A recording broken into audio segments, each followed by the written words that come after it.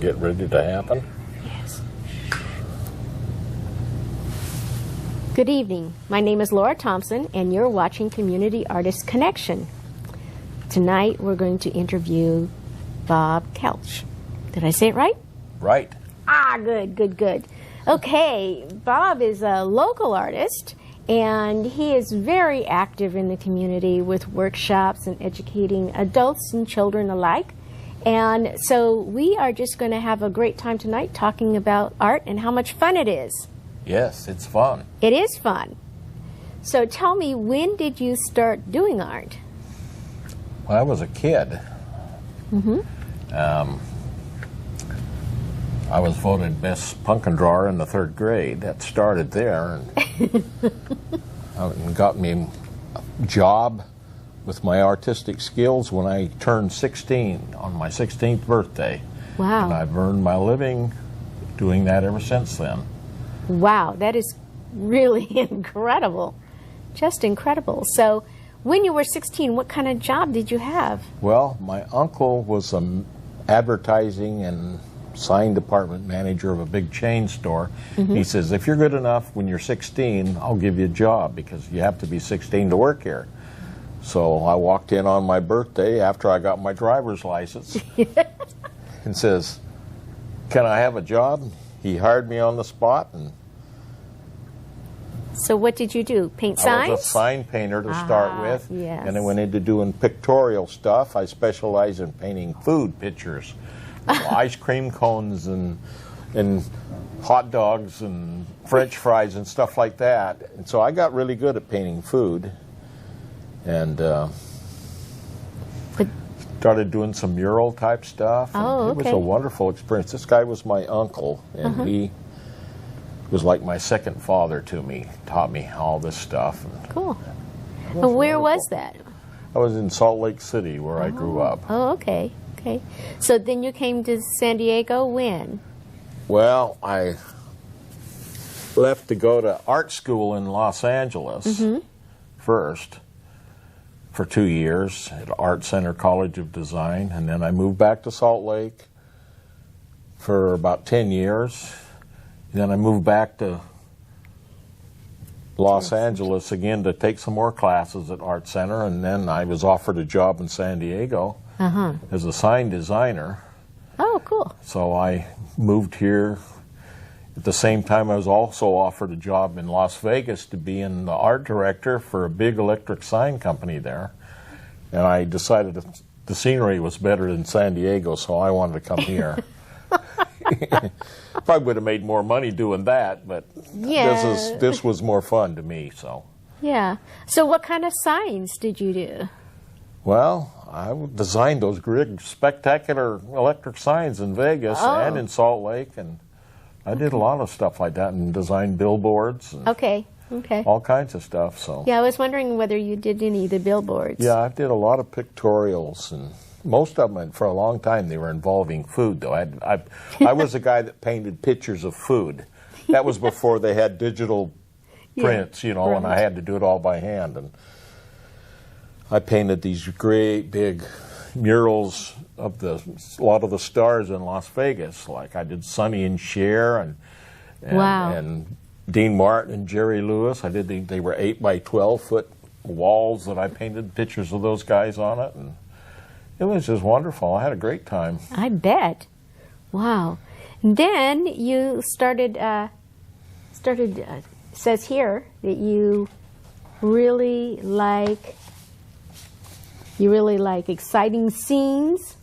Yeah, I was always looking out for some nifty stuff to paint, and I just loved landscapes. And I like people watching. I like to go to the mall and look at interesting people, and I like to go out and looking at nifty trees and barns and dead trees and everything you can imagine. I just loved it all. I was seeing artwork in everything I looked at, so it was like inside of my brain. I was programmed, I guess, to be an artist. Yeah, it sounds That's all way. I could think about. Yeah. So as far as the way that you work, do you do plein air, or do you take a photograph and then go back and paint? Both. Both, okay. Yeah, I can do it either way. Okay. And I was, doing all the illustration, like what I had to use photos a lot for reference stuff. But yeah. But I go out plein air painting a lot. Like, both of them are fun for me. I don't care, and I don't necessarily copy them just like they are. I use them just for stimulation, and then I paint them my way. Yeah. You know, so I'm the same way. Sometimes you wouldn't even know it's the same place. so Because I get a different feeling from it. The more practice and experience I get, the less I'm actually copying what's there. I'm just using it to inspire me and give me ideas. And I even dream about ideas for paintings. I do too. So, I mean, I dream up color schemes and things that I want to paint. And Do you ever get up in the middle of the night and paint? no. Oh, I do. I get up in the middle of the night and No, I don't paint. do that. But I sure get a lot of ideas while I'm sleeping, though. Yeah. I think that a lot of artists do. They get a lot of ideas when they're sleeping. And I have talked to several artists who actually will get up in the middle of the night to start a painting, just so they don't lose what they thought of or what they dreamed of in the middle of the night. Maybe Sometimes I'll get up and make a little sketch so I don't forget it. Yeah. But then it might be a couple of weeks later before I actually paint what I dreamed about, but I have got my You ideas have your little down. sketch. Yeah. Yeah. Perfect. So you have brought some great paintings with you tonight, and so I wanted you to tell us a little about each one of them, if you would. Okay. Okay. So we're going to talk about the one that's over to This one here. Yes, that one first. Now that's an area up by Santa Barbara.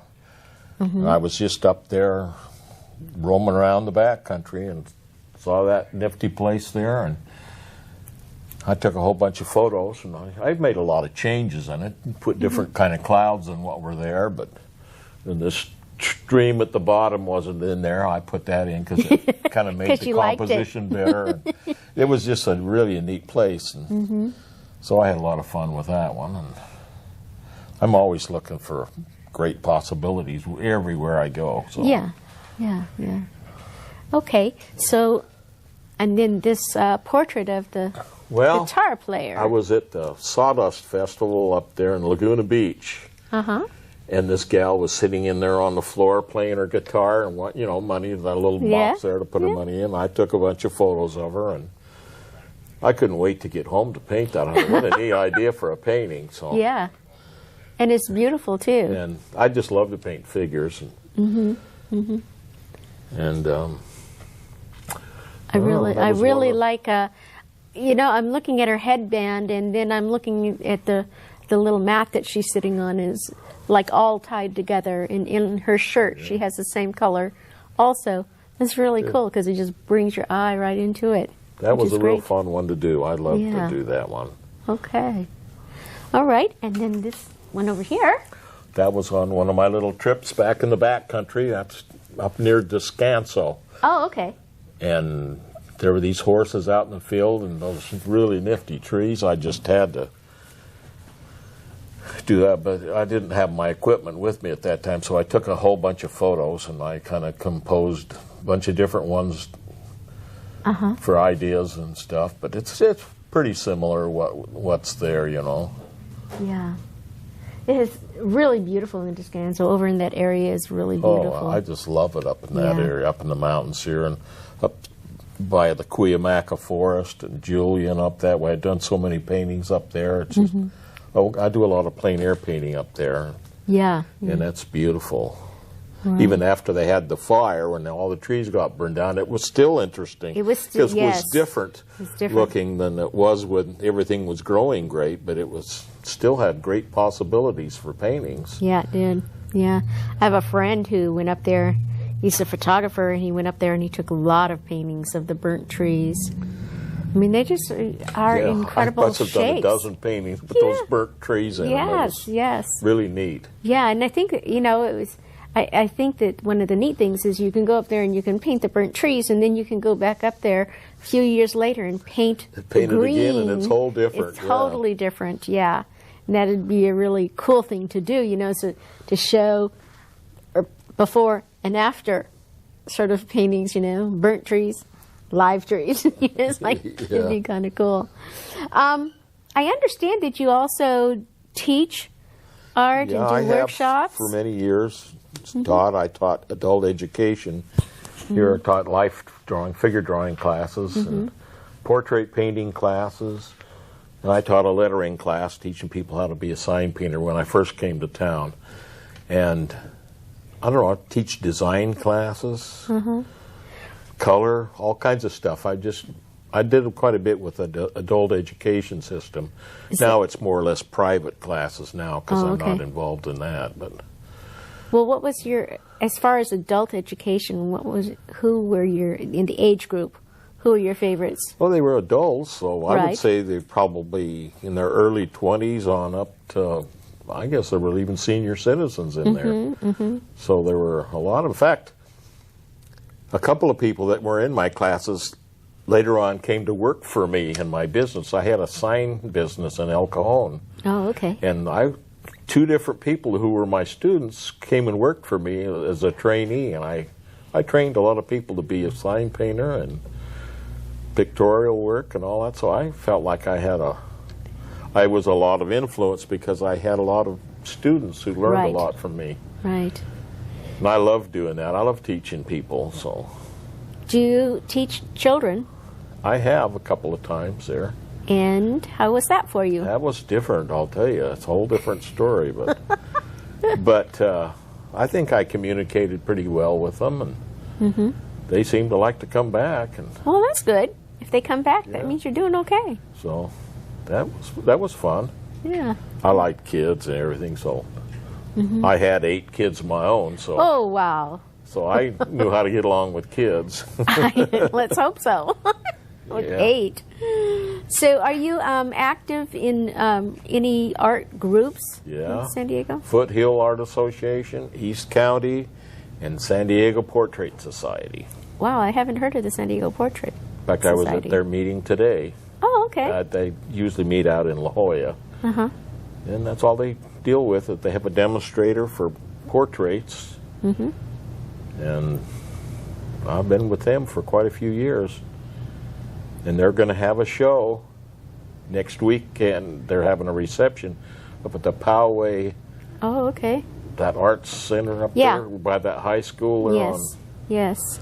And I've got a couple of paintings in there, a couple of portraits. Cool. The way that I sort of got to know who you were was a roundabout way with the Foothills Art Association, sort of a roundabout way through a friend of yours, Hazel.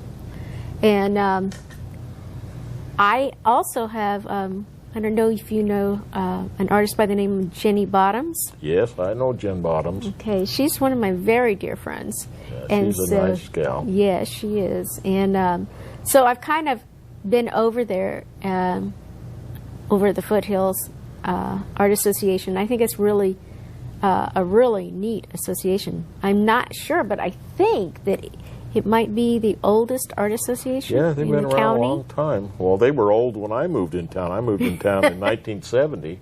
Okay, and they were old then, huh? In the early 90s, I was a president there one year.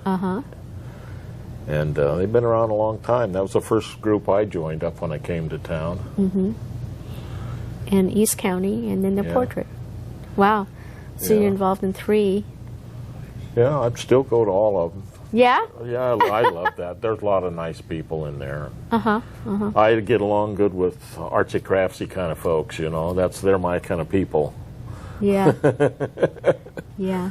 I think that one of the things that makes it really good to have art associations and to belong to an art association is it is so easy for an artist just to stay at home and paint or do their art, and they don't communicate with other artists. And I think it's really important, and like what you do with your teaching and all of that, I think it's so important, especially now with the way that all of those kind of programs are getting cut in the schools and stuff. Even though you don't specially go to the schools or anything like that, but your influence on adults when you teach the adults is going to have a trickle-down effect.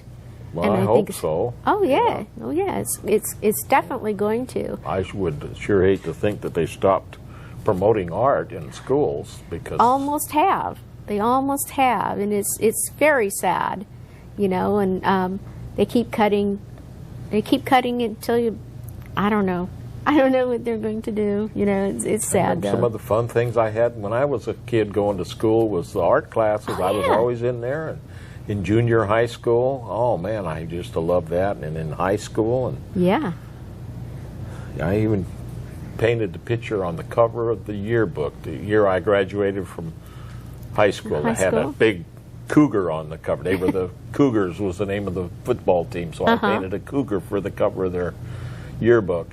Cool. Yeah, that's really cool. Yeah, I mean, I really enjoyed having art in school. I mean, it makes a well-rounded person, I think, to have art and music and in school. You know, you can't just be a science or a math person or geography person. I mean, there's got to be some sort of creative outlet, you know. And although, you know, when you look at fractal art, it all has to do with mathematics. The way those there is a mathematic angle in art. Yes, yes. Like composition and all. It's all right. Broken down to what works and what's interesting and what's boring. And it is, I call it the math of art. The math of art. Okay. Yeah. Okay. We call it design. Yeah, it's design. It's design. So, it's either smart design or bad design, you know, or good design. And sometimes, you know, I think that as far as the composition, if you don't get the composition right, it doesn't happen. That's right. It doesn't work. No, no. And the very same rules applies to abstract art and realistic stuff. Yes, yes. The design rules that makes it interesting are the very same thing. Yeah. It doesn't matter what your style is. Right. There has to be some path that the eye goes to, and you create it with the math part, with the design. Definitely. Yeah, yeah. So we're getting closer to the end of our show, and tell me, what is your definition of a colorist? A colorist, huh? Yeah. Where the color is a big issue with you with your paintings. It is with me. I consider me a colorist. I studied with a guy named Putt at Art Center, who was a super colorist, and he really taught me about how to make color exciting. He says you learn the truth and exaggerate it, but you can't exaggerate it if you don't know the truth of what's really happening. So I don't know. To me, the fun part is using color. I just love to use color. If I had to paint in black and white, I'd be bored. I couldn't deal with that. I need the color, and it's a big part for me. I just love it. It's interesting because I love color, but I also like the dichotomy of having black and white, the two things creating the image with just those two colors. And it can be, and the other thing is, like, I really have a thing about, okay, square, line, angular, and round. I like to mix it up. You're thinking like a designer. Oh, I am a designer. I am a designer. Yeah. So I always mix it up. So I was really interested when I read your bio saying that you considered yourself a colorist. Why you considered yourself? Two artists. One would call themselves a tonalist, and another would call themselves a colorist. Yeah. Well, I think I'm both, really. Maybe heavier on the colorist thing, but you have to be a good tonalist to be a good colorist. Yes. Yes. So I don't know. That's part of the exciting part of a painting is working with the color. Learn about what they call color perspective, how to make something go back and how to make it come forward, how to get your attention, not only by the shapes, but by the colors you're using makes a difference too. Yeah. And color also creates mood. Oh, definitely. It elicits an emotional response from the viewer, whether they're aware of it or not. So that's, you know, color is so important. You know, when you're painting, you know, you could have a painting of something that's supposed to be very serene, and that would be, you know, whatever it was. But if you painted in red, you're going to get passion. Yeah, you can have a different effect than if it was in blue. Yeah. Exactly, exactly. Yeah, so being a colorist, I mean, it's just like, it's like really the essence of how you communicate what you're communicating through your art. It's through color. I find it a very big part of it, the color. Right.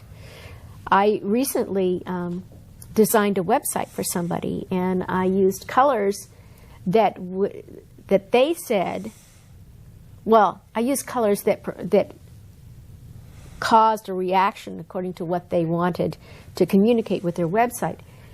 But because of of a different culture, they wanted them to be bright and vibrant. And so I explained to them the psychology of color. You know? There definitely is. There definitely is a psychology of color. So, I mean, this whole area of being a colorist is just like,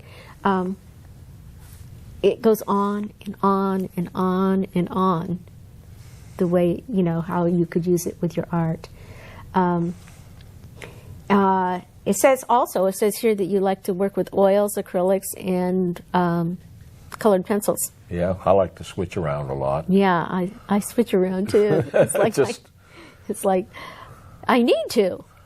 Yeah. I think I would get bored if I tried to stay with one medium all the time. Oh yeah, I don't know. I started out doing watercolors, and when I was doing renderings for the design work I was doing, I tried acrylic and found, wow, I can pretend these acrylics are watercolor, but yet I can do a few extra things with them that I couldn't do with watercolor. Right. So I just did that. I worked with acrylics and pretended they were watercolor. Yeah. And it gave me a lot more possibilities. I recently discovered a new thing, for me at least, is they now have these pens that have ink in them, I guess. And you can use water and you can pull, just like with watercolor, you can pull the color. Yeah. Which is a lot of neat, fun. Isn't it? Yeah, it's really, really cool. And you can totally change, like if you put purple down and you put the purple down dark, you can then take yellow and pull the purple down with the yellow, and you get a totally different color. Oh, yeah. But you have to work in small because they're small. It'd be hard to do big, wouldn't it? Yeah. Well, you can't use these particular pens that way. But it's really a fun, you know, like experimenting with new media, you know, and on and on and on. Oh, there's so many fun things to do. There are. Just love endless. to do these little pen and ink things. Yes. And then after I had the pen and ink drawings, I tried doing some watercolor washes over the pen and ink stuff. Yes. Oh, had some neat stuff you couldn't get any other way. I know. So, I mean, it was just another medium, really, for me. But I just love to keep trying different things. And yeah, I don't have any formal education other than high school with art, so I don't have any rules. I can do anything I want to do. I just try it and it works or it doesn't work. Well, I learned the rules, but then I sort of forgot them. But it's kind of an intuition thing now. Yes. But I know all that stuff. You know all the rules. I don't think that way anymore. Yeah. Well, we're coming to the very end of our show, so I wanted to thank you so much for being here on the show and for bringing your art and spreading the joy of art with me. It's been really fun, and I've really enjoyed it. Well, I sure appreciate you inviting me. I have a great time with you tonight. Great. And I wanted to let everybody know, if you would like to get a hold of Bob, you can call the number that is at the end of the show, and you can, or the email. There's an email at the end, and just go ahead and let me know that you want to talk to Bob, or you want to, or whatever, you know, you love this painting and you want to buy it. Just let me know, and I'll let Bob know. Yeah, everything's for sale. Yeah, that's the way it is for an artist. But the other thing is that this show is part of the San Diego County Community Coalition, and we are taking our own media into our own hands. And we are producing shows that talk about the good things in life, We're not going to talk about the stuff that you see on TV every night. We're going to talk about the fun things, the good things, the things that make us happy, and people that are doing extraordinary things and helping the community. If you'd like to be part of doing that and be part of the crew, we have an all-volunteer crew. You just need to go to the site that's at the end of the show or call me at the telephone number, and I will direct you and get the information all that you would need. You could also learn to be your own TV producer, which I tell you is a very exciting thing. I've been producing this show for a number of years now, and each show is new and exciting, and I get to bring joy to the world and those people that are watching. And I really think that people that I have as my guests are all very special people, and they are doing something to change the world. They are being the change that we want to see in the world. They are doing it, and you can do it too. So again, this is Community Artist Connection. We are part of the San Diego County Community Coalition. We currently have 2 other shows that are airing. On Sunday at 5 o'clock is Walter Davis's show, Ordinary People Doing Extraordinary Things, Progress in San Diego. And then at 6 o'clock is Elise Smith Cooper, Tapestry of Concerns. And then my show airs every Thursday night at 9:30, and hope that you will come back and see us. And I thank you so much for watching tonight. And good night. You help me live inside myself, trying to find your love. No, you just don't know how good you and I will be. Yet I've decided to trust in the spirit of the love. No, knowing that when it decides to play, you and I will simply fly away to the essence of the ecstasy. I do think that someday we'll be living our lives in harmony. I trust that Cupid will draw back her bow.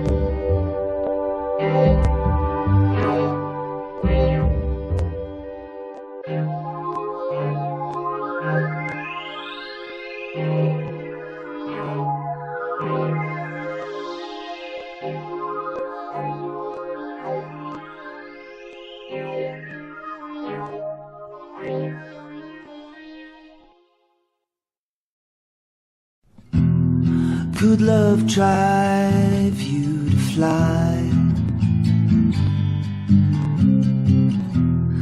Could hope be the only way? And would it be a crazy question?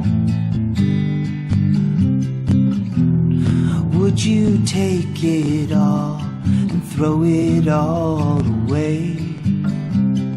Take me down to the final decision, and the world will break apart today. Take me down to the final decision, and the world will break apart today. And the world will break apart today.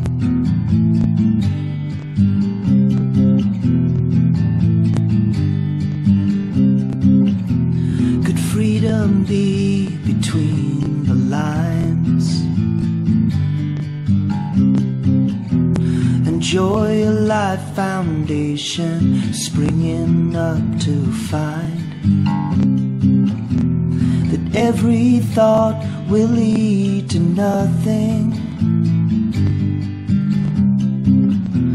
no matter how hard you try to define.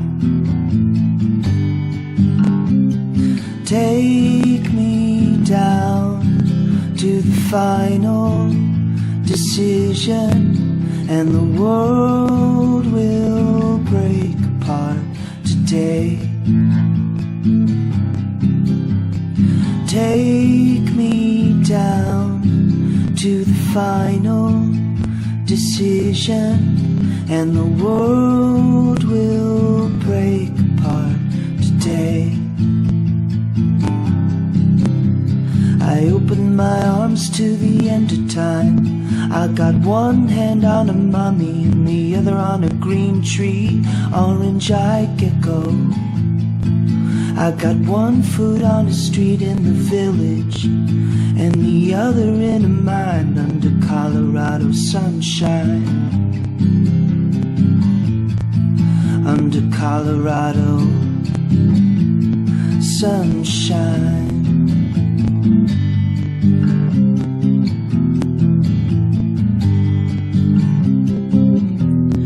Could you stand in the way of progress?